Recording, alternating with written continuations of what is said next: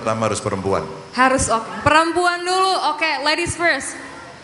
Yang pakai jilbab di sana langsung, boleh langsung ke depan ya Pak ya? Boleh, Sini. ke depan boleh, naik ke sana nggak apa-apa. Oke, boleh Tepuk tanya. tangan dong teman-teman semuanya untuk perempuan pertama nih yang menanya. Ya, Jasmine. Ya? Ini boleh tanya apa aja asal jangan nama-nama ikan ya. Oh iya. Harus yang substansial, ini generasi cerdas nih Pak. Boleh tim mic-nya diberikan? Halo. Boleh, oke. Ya. Cek. Di Halo? oke. Oh ya. Di depan sini aja deh. Oke, nggak apa-apa. Ya. Oke, mau duduk atau berdiri? Duduk. Ini aja Oke. Bapak. Berdiri aja, oke. Memang ini untuk hostnya sebenarnya. Oke. Bapak. Jadi berapa nilai Kementerian Pertahanan menurut Anda? Jangan nangis tapi jangan nangis ya. Enggak, jangan nangis. Oke. Oke, selamat sore Bapak Ganjar. Mungkin perkenalkan sedikit, nama saya Dea Salsabila. Saya merupakan Siapa? Dea. Dea. Oke, Iya. Dea. Dea Salsabila. Saya merupakan alumni Sekolah Staf Presiden. Di sini mungkin sedikit penjelasan sedikit Pak, bahwa saat ini mengenai permasalahan pemuda saat ini, kita tuh sangat sulit untuk mendapatkan hunian. Bukan hanya di kalangan anak muda, tapi di kalangan para perintis juga, gitu. Yang memiliki resource yang sangat sedikit. Jadi berdasarkan data indeks harga properti residensial dari Bank Indonesia, dia juga menyebutkan bahwa dalam satu dekade ini kenaikan harga itu bahkan 39,7%.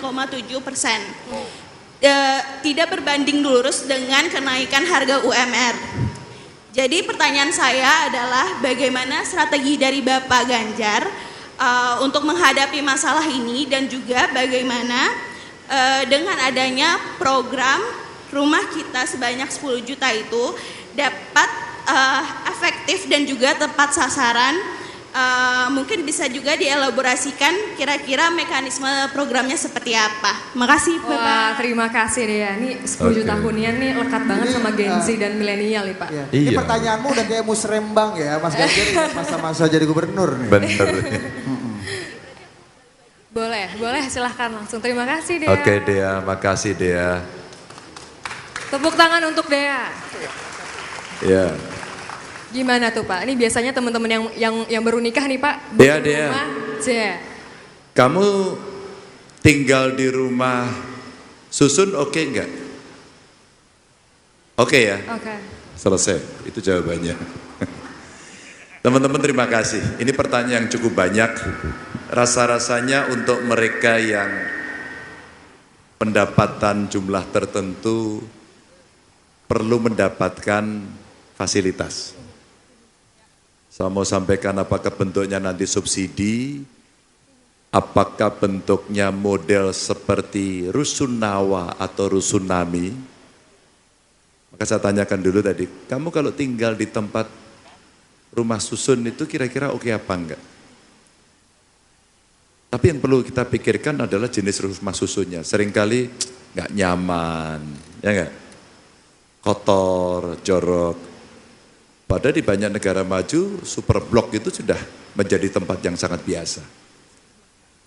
Kalau kemudian pasangan-pasangan muda atau anak-anak muda lagi masuk ke satu bursa kerja baru, mereka lagi mulai menikmati hasil-hasil pertama, tentu ini tidak mudah.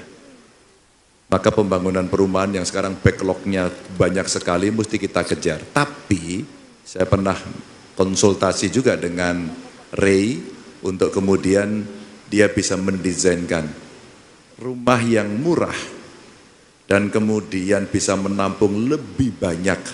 Saya hitung tadi anak-anak muda atau pasangan muda itu desain seperti apa. Yang saya kasih PR kepada kawan-kawan adalah coba bicarakan tentang super blok. Dengan super blok harapannya itu bisa berjalan. Tapi Dea, kalau yang ada di desa, kami pernah membuat program namanya beli tanah dapat rumah. Karena waktu itu di Jawa Tengah maka pakai bahasa Jawa. Tuku lemah oleh homah. Jadi tanahnya dari mereka, rumahnya yang bangun kita. Bentuknya mirip-mirip subsidi.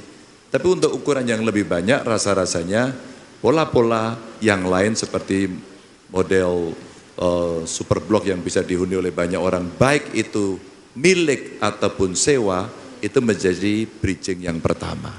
Begitu. Super blok ya Pak ya? Ya. Oke. Oke, Terjawab deh. Mana lagi pertanyaan? Cek, oke. Yang mana? Ya, Oke. apa ada Ayo. pertanyaan lanjutan atau enggak? Tujuh. Pertanyaan lanjutan nih Mas. Iya. Mumpung di sini ya. Ya, apakah Perempuan lagi? Pak, Oke. perempuan lagi ya Pak? Perempuan Saya dulu? yang pertama aja, yang kedua terserah. Oh yang kedua terserah. ya. Kita mau coba ada yang dari luar Jakarta nggak nih maksudnya sekalian Mas? Ini boleh nih, yang pakai baju hitam. Ya, dari luar Boleh. Jakarta apa dari keluarga Dari- baik-baik? Dari apa? Dari keluarga baik. Ayo, Ayo, yang mana? Ini, yang mana? Ada dua tuh. Iya, Mas yang pakai baju hitam. Oh, Karena iya. harus laki-laki biar balance. Yang cowok, yang cewek. Yang Yang cowok. cowok. Oh cowok. Oh, ini. Ya. Gue sumbangkan Dari- mikrofon gue. Ini yang pakai baju hitam banyak sekali nih, Pak Andre pakai, Pak Ciko pakai. Ini pakai baju hitam semua. Silakan lu duduk sini bro. Duduk, Kasih duduk, duduk. duduk, bro, duduk, Kapan bro. lagi lu sama Mas Ganjar duduk Iya kan? kan? Jadinya duduk. Tadi dia nggak boleh. Enggak apa-apa Mas. Oh iya. Kawan-kawan, Oke. Mas. Tadi nggak apa-apa duduk. Beliau menolak. Kalau lu mau duduk silakan. Ya. Sekarang kita yang Silakan, berdiri. Mas. Ya. Kenalkan Coba. Namanya dari mana? Oke. Nah, kamu nanya apa sekarang? Lah, malah takut kan? Duduk aja, duduk, Ya, nggak apa-apa. duduk.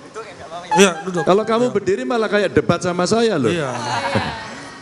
Ayo silakan. Ya baik, Assalamualaikum warahmatullahi wabarakatuh. Salam. Waalaikumsalam warahmatullahi wabarakatuh. Perkenalkan nama saya Wisanggeni dari Kota Bantul, Provinsi Yogyakarta. Oh, generasi Oke, dari Bantul, Wisanggeni. tepuk tangannya dulu dong. Ya. Dari Bantul pakai M. Loh, kalau kita di Jogja begitu. Mas Wisang, Ya. pertanyaannya. Ya Pak, saya datang dari Desa Pundong ya Pak, desa di bagian selatan Bantul. Desanya apa? Pundong. Oh, Pundong. Pundong Pak, ya. Ya itu desa selatan Bantul ya Pak, dekat Parangtritis. Oh, ngerti Ya. aku. Ya ngomong. Ya, Ngomong. dan untuk sekarang saya sedang duduk di kelas 3 SMA Pak. Oke. Dan di sini saya juga sebagai pemilih pemula besok. Oke. Mau pilih siapa? Ya Pak, ingin Mula-mula dulu kan. ingin menanyakan tentang peran desa di mata Bapak Ganjar. Mungkin Bapak Ganjar ada kebijakan di mana dapat mengangkat peran desa untuk menjunjung kita yang bukan siapa-siapa, kita yang tidak memiliki privilege sama sekali untuk mengeksplorasi diri kita, melakukan aktualisasi diri di tengah berbagai keterbatasan yang ada di saya Pak, di mana ada stigma masyarakat, masalah aksesibilitas. Nah, itu saya tanyakan di mana latar belakang saya juga hidup di desa dan mungkin masih kerap menemukan masalah seperti itu. Nah, maka dari itu yang ingin saya tanyakan, bagaimana kebijakan menurut Bapak untuk bisa mengusung pemuda-pemuda yang tidak memiliki privilege khususnya di wilayah desa untuk menjadi from no one to somebody Pak. Paten. Ya. Ya baik, terima Ya, kasih. silakan. Wassalamualaikum warahmatullahi wabarakatuh. Wisang, kamu pengen kerja di kota apa di desa? Ini yang mau ditanya kok. Kalau angan-angannya ya Pak, Iya, iya, mungkin untuk merintisnya saya mungkin akan kepikiran di kota. Oke. Tapi setelah saya membawa ilmu yang saya dapat di kota, mungkin kedepannya akan saya bawa ke desa untuk meningkatkan desa saya ke depannya ya Pak. Tepuk tangan. Oke Wisang, makasih ya. Iya Pak, sama-sama. Oke, Tadi kursinya goyang-goyang Pak. kenapa? Pas dipegangin kursinya, mic-nya goyang-goyang. Hebat Wisang. Makasih Wisang. Makasih Mas. Wah. Oke. Gimana Ya, Pak? silakan Pak, ditanggapi Silakan, Pak, langsung. Iya. Langsung apa? Ditanggapi 2 menit. Ya ini saya yakin Pak, dia di desa ini kalau bertani dia malamnya nggak akan ke disco Pak ya. Gitu ya? Iya. Silakan. Ini saya jadi jawab enggak? Oh iya Pak. Iya, Silakan, Pak. Ayo, Pak. Wisang tadi pertanyaannya bagus. Bagaimana?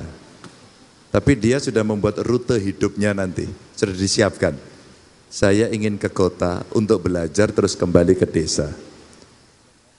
Saya membawa contoh yang sedikit agak berbeda, tapi saya coba tarik jadi kebijakan publik. Kenapa kemudian saya membuat program satu keluarga miskin, satu sarjana. Karena sebagian besar, bukan sebagian besar lah, sebagian mereka yang miskin itu biasanya akses pendidikannya agak kurang, di samping akses yang lain. Maka fasilitas rata-rata pendidikan yang baik tempatnya memang di kota. Rata-rata di kota. Tadi katanya satu. Maka ide Wisang tadi untuk sekolah dulu terus kembali adalah satu contoh yang paling bagus. Jadi apa programnya? Ada banyak hal potensi di desa yang tidak bisa terselesaikan. Lalu anak-anak desa yang punya kecintaan pada desa, dia mencoba mencari ilmu seperti Wisang untuk kemudian pulang mengembangkan. Dan contohnya cukup banyak, banyak sekali. Problem yang mungkin mesti diselesaikan adalah fasilitasi dari negara ada di mana. Maka Wisang sudah ada undang-undang desa. Kebetulan waktu itu saya ikut membuat. Itulah kemandirian desa yang sebenarnya didorong melalui regulasi. Dana desanya ada, PADES-nya ada, BUMDES-nya ada. Kamu pilih yang mana? Desa wisata, tadi Mas Sandi sudah menyampaikan, sekarang tumbuh. Bahkan beberapa desa wisata yang berkembang, ini pengalaman saya waktu di gubernur, itu kita kasih stimulus, dia mendapatkan anggaran dari pemerintah. Kalau dulu bantuan di desa itu 50 juta, 100 juta, 200 juta. Kalau dia mengelola desa wisata bagus, kita kasih bantuan 1 miliar. Bantuan 1 miliar. Maka dari situlah kemudian membuka ruang dan anak-anak yang sekolah punya ilmu di kota itu dia akan kembali. Pernah suatu ketika saya ketemu dengan mahasiswa arsitek. Pak Ganjar, saya ingin bantu Bapak untuk mengembangkan desa. Apa yang bisa saya sumbangkan? Ilmumu apa, bro? Arsitek, Pak. Kamu bikin lanskap pembangunan desa, saya tunjukin desa yang kebetulan agak kebingungan dalam membangun desa wisatanya. Kenapa saya katakan kebingungan? Maka kadesnya tiba-tiba menjadi arsitek. Dia mendesain lanskapnya sendiri, tiba-tiba menjadi insinyur sipil, Mas Heru. Dia bangun sendiri. Kemudian tiba-tiba dia menjadi ahli konstruksi. Dan dia membuat menara tinggi sekali. Habis itu ambruk. Apa yang mau saya katakan? Kolaborasi inilah yang kemudian bisa kita dorong. Itu kenapa kemudian kita membuat program itu agar ketika mereka sekolah ke kota dibiayai, dia akan kembali ke desanya. Gitu, Wisang. Ya, jadi kalau nanti kamu sudah selesai, kamu kembali. Pak, saya mau nanya Pak. Ya. Soal Wadas ini gimana sih Pak? Kenapa? Udah terselesaikan atau belum? Wadas, kalau dari sisi penyelesaian ganti rugi dan sebagainya, tinggal 3 orang. Yang lain sudah beres, bahkan sudah ada yang diinvestasikan, hasilnya itu untuk restoran, ada yang untuk usaha, sudah cukup banyak. Maka dalam konteks itu ada kewajiban. Saya sampaikan kepada kawan-kawan, kita harus menjadi teamwork yang bagus, maka BPN kerja membereskan seluruh administrasinya, pembayarannya di balai besar. Nah, saya penanggung jawab wilayah yang harus saya dorong. Nah, apa wisdomnya untuk calon gubernur penerus Bapak di Jawa Tengah, seandainya Bapak jadi presiden nanti, agar tidak ada persoalan yang serupa akan terjadi lagi? Ini pertanyaan bagus. Iya. Ketika musrenbang, ketika merencanakan pembangunan yang kira-kira akan berdampak di desa, libatkanlah mereka. Maka biasanya saya punya tradisi ketika musrenbang, pasti ada 3 yang kita libatkan. 1 kelompok perempuan, 2 penyandang disabilitas, yang 3 anak-anak. Maka kalau kemudian ada pembangunan yang punya dampak langsung kira-kira ada di sana, sebaiknya diajak apakah itu program pemerintah maupun program dari BUMN. Contohnya semen Rembang, aku tambahin sendiri. Ini 2 yang waktu itu complicated dan dua-duanya bukan program saya. Tapi sebagai gubernur, saya diajari orang tua saya, jangan ngambil manisnya saja. Pahit pun kamu harus tanggung jawab karena amanah itu ada di situ. Gitu. Itu Pak ya. Kasih audiens dulu. Ya, kalau gua nanya lagi bisa nggak bisa habis waktunya nih. Iya. Kita langsung ke last question aja ya Pak. Ya. Ya. Oke, pertanyaan terakhir nih dari yang circle-circle sini dekat. Tuh. Pakai. Ya, mana? Boleh Ayo. Pak. Silakan. Ayo. Memang kadang-kadang kita merasa paling all out atau belum tentu kepilih bos. Itulah hidup ya. Iya. Baju lu gue apresiasi keren. Udah all out kan? Iya. Elektabilitas nggak naik-naik kan? Iya. Pak ya? Lembaga survei udah dikerahkan. Silakan. Silakan. Boleh duduk, boleh berdiri terserah. Mau Anda. duduk atau berdiri? Iya. aja. Ya, aku juga berdiri kalau gitu. Namanya siapa? Perkenalkan, nama saya Rima Kusuma Dewi. Saya Siapa? Rima. Rima. Iya. Oke, Rim. Mahasiswa UGM angkatan 2020. Waduh, fakultas apa? Kedokteran Kesehatan Masyarakat dan Keperawatan. Jurusannya Ilmu Keperawatan. Ilmu keperawatan. Tahu nggak ketua alumni namanya siapa? Oke. Kan Pak belum alumni Nggak Pak. penting. Kan belum alumni. Belum dia. alumni, jadi Ya. nggak perlu ini Pak mengetahui Oke. juga. Namanya Ganjar Pranowo. Alah, nggak ya. usah kamu ini. Mau saya sebutin Nggak sekretarisnya Pak? usah. Sekretarisnya lagi sibuk kok jadi juru bicara. Baik, Oke, Bapak. Rim. Masih ngobrol nggak Bapak sekarang? Nggak usah, ini biar tanya.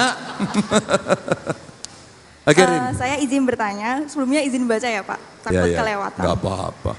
Dalam- Aku baca sendiri? Nggak usah Pak, saya Nggak bacakan. usah, benar. Dalam dokumen visi dan misi Bapak, ada bagian menarik yang saya beri perhatian khusus, yakni terkait ekonomi hijau. Dokumen tersebut menuliskan beberapa langkah strategis yang Bapak usung untuk menjawab lingkungan hidup yang bersih dan berkelanjutan. Namun, kita sama-sama tahu bahwa Bapak tidak lepas dari dua peristiwa yang mendapat perhatian nasional, yaitu Wadas dan Rembang. Nah, ini yang menarik. Pada aspek lainnya, Bapak telah menunjukkan komitmen dengan memiliki track record dalam kebijakan untuk memberi perhatian khusus pada isu lingkungan. Salah satunya di Jawa Tengah membangun 2.369 desa mandiri energi. Mulai dari menggunakan tenaga surya, hidro, panas bumi hingga sampah. Manfaatnya adalah biaya listrik murah, diversifikasi ekonomi, pengembangan industri baru, lapangan kerja baru, perbaikan lingkungan udara dan tanah, hingga penurunan biaya kesehatan. Pertanyaan saya, dengan segala dilema untuk mewujudkan pembangunan yang ada, bagaimana Bapak Ganjar Pranowo menempatkan diri dalam kebijakan-kebijakan yang akan diambil kelak apabila menjadi presiden dengan tetap berkomitmen pada upaya menjaga kelestarian lingkungan hidup di Indonesia. Tepuk tangan. Terima kasih. Ini waktunya saya untuk menyampaikan cerita yang selama ini untold story. Wah, Oke Pak. ya? Cocok Cocok nih ya? Pak, Cocok cocok. deh. Ini rahasia loh ya tapi ya. Jadi waktu sama Pak Bener Jokowi loh ya. itu gimana Pak? Ini rahasia loh. Ya, Oh, jadi- rahasia ya. Jangan ditunggu-tunggu Pak. Rahasia kok yang dengerin 1000. Oh jadi Pak Ganjar akan cerita apa momen kebersamaan Pak Ganjar dengan Pak Jokowi di pesawat waktu setelah itu Pak? Udah itu udah diceritain. Oh, udah. Kamu sih nggak pernah ngundang saya untuk podcast. Wah, Udah Masuk ya? berkali-kali Pak. perlu saya liatin ke kamera, saya WA Mas Ganjar terakhir. Ya. Belum dibalas ya. Iya. Ini Pange yang ngalangin Pak. Rima tadi pertanyaannya bagus. Itu memang tantangan tidak gampang. Kemarin di Kadin ya. Kemarin kita di Kadin ya Mas ya. Kita sampaikan pertanyaan yang mirip sama pertanyaan Rima. Bagaimana kemudian kita mengembangkan energi baru terbarukan atau menuju energi hijau. Ya, setelah kesepakatan-kesepakatan dunia, apakah itu di Kyoto, apakah itu di Paris, kemudian terakhir kemarin itu COP yang semua negara bertemu, masing-masing sudah punya roadmap-nya, tapi ternyata kita mesti sedikit bijaksana.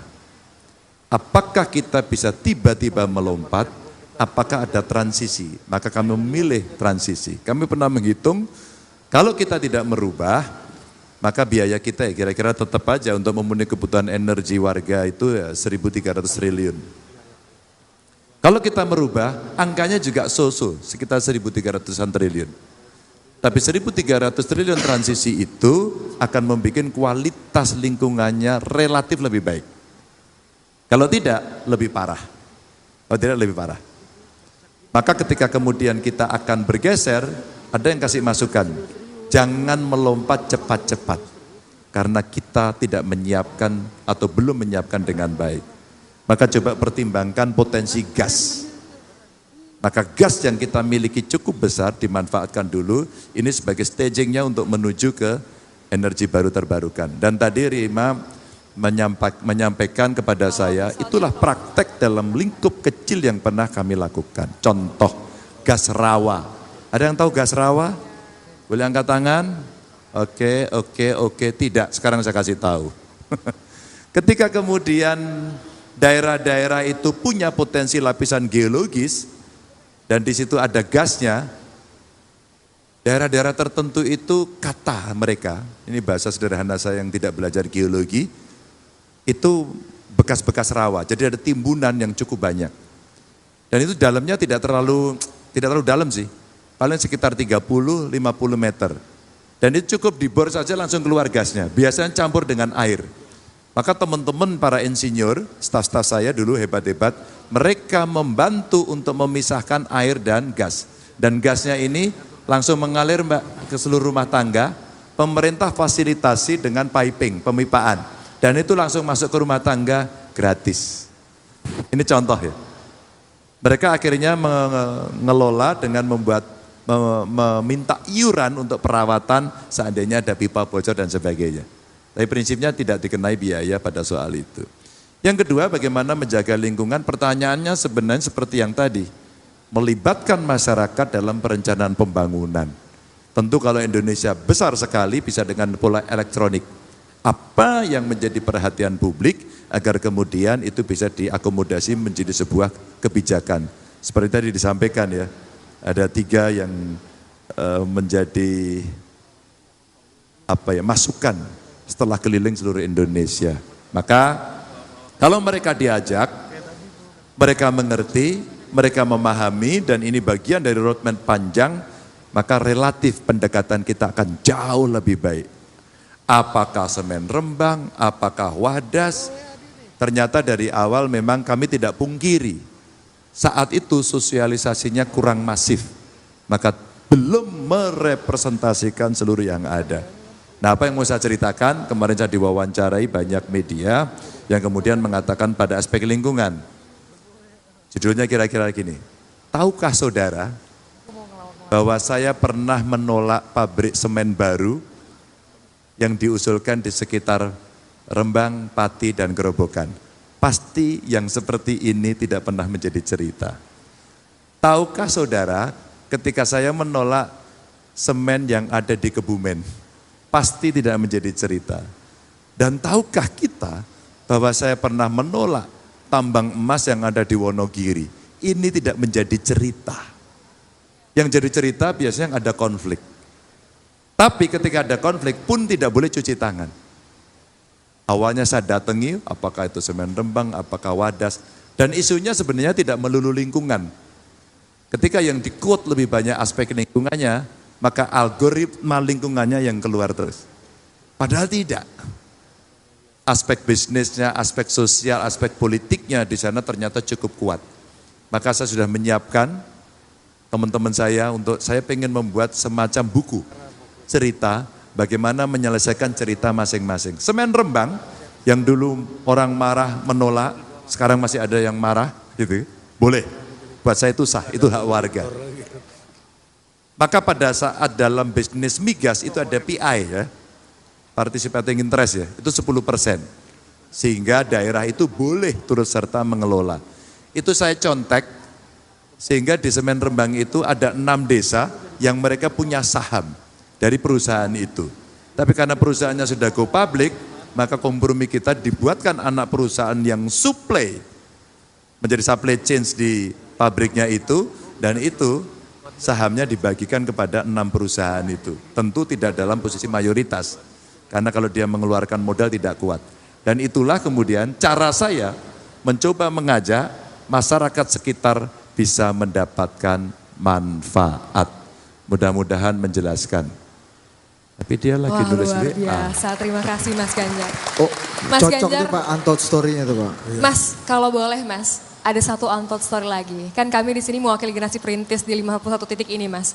Kan banyak teman-teman yang belum tahu ketika perjalanan Mas Ganjar dari lulus kuliah dari UGM, sampai 2 periode di DPR, sampai 2 periode menjadi gubernur, apakah langsung duduk pertama kali nyalek Mas, atau misalkan ada proses-proses apa? Mungkin ini bisa jadi semangat untuk teman-teman perintis bahwa proses itu indah Mas. Oh, proses itu menarik. Silahkan Saya Mas. tidak bisa mendapatkan sesuatu yang instan karena orang tua saya tidak mampu. Dan bukan pejabat yang penting begitu. Maksud saya, ya dalam pandangan sosial, beliau tidak mendapatkan peran yang tinggi yang diperbincangkan oleh publik. Maka orang tua selalu mengingatkan, hanya dengan belajar dan pendidikan kamu akan sukses. Sesuatu yang menurut saya menarik adalah ketika kami harus bayar kuliah, dan kemudian orang tua kami tidak mampu, lalu pinjam rentenir. Dan itu akan menjadi cerita kami yang cukup panjang di keluarga, karena akhirnya kami baru bisa melunasi setelah kami semua bisa bekerja. Jadi utang rentenir yang cukup panjang, dan ini menyebalkan. Dan tentu saja cerita ini pasti banyak dialami oleh banyak anak Indonesia. Tapi Mbak, kalau kita serius, selalu minta doa restu orang tua, ya, insya Allah selalu ada jalan. Ini ada Angga nih. Angga ini dari Jakarta pindah ke Karanganyar ya kamu ya? Sekolahmu di Boyolali? Ya, digusur dari sini, sekolah di Boyolali. Rumahnya katanya kayak kandang kambing begitu. Terus dia, kuliahmu di ITB ya? Terus ke Inggris ya? Dan pulang, kemudian dia membangun orang tuanya dan sekarang kembali ke desa. Kamu kesini sebentar enggak? Ya. Tadi si Wisang tadi tanya, Wisang kamu kelas 2, dia sudah lulus master dari Inggris. Saya minta maaf sama Angga. Angga ini saya lihat YouTube pertama kali dan dari Boyolali, ini kampung saya. Dan Boyolali kemarin sempat rame. Dulu juga pernah rame ya? Tampang Boyolali. Iya. Ternyata Tampang Boyolali ini lulusan dari ITB dan dari Inggris. Siap Pak. Ya, dan saya pengen nutup tapi yang nutup Angga. Oke. Gak, kamu cerita pendek aja enggak? Kenapa orang tuamu digusur dan kamu akhirnya pergi ke desa dan kamu harus belajar dan apa yang kamu kerjakan untuk anak muda hari ini? Ini menginspirasi saya. Siap. Oh, enggak? Halo teman-teman semua, jadi ceritanya tempat jualan ayah saya digusur di Ciracas, Jakarta Timur. Kami pindah ke Boyolali. Di sana Simbah punya kandang kambing, gubuk kandang kambing. Kambingnya kami jual, kami bersihkan, kami tinggal di sana. Sampai saya lulus dari ITB, kemudian kuliah di S2 di Inggris, kemudian kerja di berbagai macam startup dan sekarang membangun sebuah startup. Nah, komitmen saya buat teman-teman semua para generasi perintis, semua teman-teman di sini saya kasih akses buat belajar di startup yang sedang saya bangun untuk ngembangin skill sama teman semua selama 30 hari ke depan. Nanti silakan kontak kepada tim generasi perintis lewat Instagram. Terima kasih. Startupmu apa itu namanya? Namanya My Skill, Pak. My Skill, itu My Skill. isinya apa My Skill? My Skill adalah startup pengembangan skill dan karir. Jadi belajar marketing, belajar data, belajar bahasa Inggris dan seterusnya. Nah, kita mau support teman-teman di sini belajar 30 hari gratis di My Skill. Semuanya, Pak. Thank you Angga, makasih Angga. Teman-teman, kenapa Ganjar Mahfud membuat tim pemenangan muda? Karena kami menemukan model-model Angga ini banyak sekali. Dan kemudian dia cukup menginspirasi dan mau terlibat. Apa yang ingin saya sampaikan? Politik itu bisa agung kok. Kalau kemudian orang baik masuk. Waktu saya sowan ke Romo Fran Magnis Suseno, Pak Ganjar, saya tidak pernah berubah sikap saya. Pemilu itu sedang tidak mencari orang yang baik, yang mampu, tidak. Pemilu itu mencegah orang jahat berkuasa. Terima kasih untuk semuanya. Tepuk tangan sekali lagi untuk Mas Ganjar Pranowo. Terima kasih Mas Ganjar.